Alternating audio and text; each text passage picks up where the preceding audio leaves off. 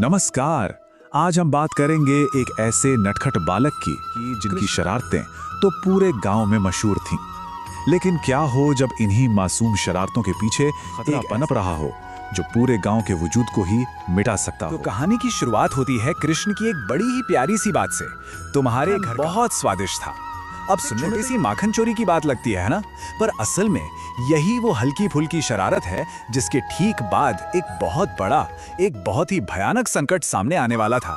और देखिए, यहीं पर कहानी का असली टेंशन, असली खिंचाव देखने को मिला। एक तरफ कान्हा का बचपन, माखन चुराना, दोस्तों से छेड़छाड़, पूजा में विघ्न डालना, मतलब पूरी मस्ती। दूसरी तरफ गोकुल की सच्चाई, एक जालिम राजा का डर, गांव की बर्बादी और एक ऐसा फैसला जो कोई नहीं लेना चाहता। तो चलिए गोकुल की इन दो अलग अलग दुनियाओं में जरा और गहरे उतरते हैं। एक तरफ एक बच्चे की शरारतें और दूसरी तरफ एक पूरे गांव का संकट। अभी पूरा संकट खड़ा है, इसकी जड़ में है एक धोखा। सोचिए, एक व्यापारी आता है और चालाकी से गांव वालों को एक ऐसे धार्मिक वचन में फंसा देता है जिसे वो तोड़ भी नहीं सकते। और इस एक वचन की वजह से उनकी कमाई का, उनकी रोजी रोटी का जो इकलौता जरिया था, मक्खन, घी, वो हमेशा के लिए उनसे छिन जाता है। ये मुसीबत कोई छोटी मोटी नहीं थी, इसकी कई परतें थीं। सिर्फ पैसों की तंगी नहीं थी, ये तो एक तरह से उनके अस्तित्व का सवाल बन गया था।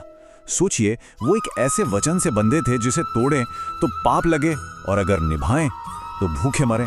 ऊपर से सूखे ने और बुरा हाल कर दिया था, और तो था ही, मतलब हर तरफ से लाचारी।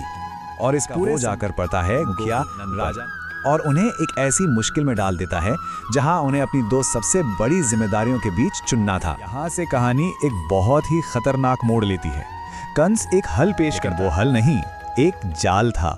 वो कहता है कि गांव वालों को वचन से आजाद कर देगा, बस एक शर्त पर। वो अपने प्यारे बेटे कृष्ण को उसके दरबार में लाना होगा। अब सोचिए, पूरे गांव का भविष्य एक छोटे से बच्चे की जान पर अटका। तो नंद के सामने सवाल क्या था? राजा का कर्तव्य या फिर पिता का प्रेम? ये धर्म संकट का एक क्लासिक उदाहरण है। क्या वो एक राजा होने का फर्ज निभाएं और अपनी प्रजा को बचाएं, या एक पिता बनकर अपने बेटे की हिफाजत करें? दोनों ही रास्ते मुश्किल। और नंद का दर्द, उनकी तकलीफ उनके इन शब्दों में साफ महसूस। अपने लल्ला को कैसे लेकर जाऊं मैं उस अत्याचारी कंस के पास? ये सिर्फ एक राजा की दुविधा नहीं है, ये एक पिता का डर है जो इस पूरी कहानी को असली, बहुत ही मानवीय बना देता है। तो अब कहानी उस मोड़ पर जहां इंसानी कोशिशें हैं और कुछ दिव्य, कुछ अलौकिक होने वाला है। ये जो इंसान अब एक ऐसे राज के खुलने का जरिया बनेगा जिसके बारे में किसी ने सोचा। और फिर एक के बाद एक 3 हैरान कर देने वाली घटनाएं होती हैं। पहले एक ऋषि को एहसास होता है कि वो जिस नारायण का आवाहन कर रहे थे वो उनके सामने खड़ा है। फिर मां कृष्ण को मिट्टी खाने पर डांटती हैं, और जैसे ही हैं तो देखती हैं कि उस छोटे से मुंह में पूरा ब्रह्मांड समाया है। आखिर में पिता नंद जब वो कृष्ण के मुंह में झांकते हैं तो उन्हें भी वही ब्रह्मांड दिखता है। तीनों को एहसास होता है कि उनका बेटा कोई साधारण बालक नहीं है। यशोदा के मुंह से बस यही निकलता है, ये कैसा अद्भुत दृश्य है। और ये सवाल, ये उनके आश्चर्य को, उनके कंफ्यूजन को दिखाता है। जब कोई अपनी आंखों से कुछ ऐसा देख ले जो मुमकिन ही ना हो, तो सारे तर्क खत्म हो जाते हैं और बस श्रद्धा बचती है। और बस उसी पल ऋषि की झुंझलाहट, माँ बाप का डर, सब कुछ श्रद्धा में बदल जाता है। उन्हें समझ आ जाता है कि ये जो कुछ भी हो रहा है, ये कोई मामूली मुसीबत नहीं है, ये तो एक दिव्य लीला है, एक ईश्वरीय खेल। इसका मतलब था कि ये सब कुछ एक बड़ी योजना का हिस्सा है और वो इस मुसीबत में अकेले नहीं हैं। और जब ये राज खुलता है तो साथ में समाधान भी आता है, लेकिन ये समाधान किसी लड़ाई या जंग से नहीं, बल्कि कुदरत के एक बहुत ही बुनियादी कानून के जरिए आता है। कृष्ण उन्हें समझाते हैं कर्म के नियम के बारे में। ये सिर्फ जैसा करोगे वैसा भरोगे वाली बात नहीं है, ये तो ब्रह्मांड का एक ऑटोमेटिक सिस्टम है जो खुद को बैलेंस करता है। मतलब जो जैसा करेगा उसका नतीजा उसे भुगतना ही पड़ेगा। कंस और उस व्यापारी ने जो किया, उनके कर्मों ने उनका अंजाम पहले ही लिख दिया था। तो कृष्ण मुस्कुराकर नंद को समझाते हैं कि कंस को सजा मिलने का सिलसिला तो शुरू भी हो चुका है।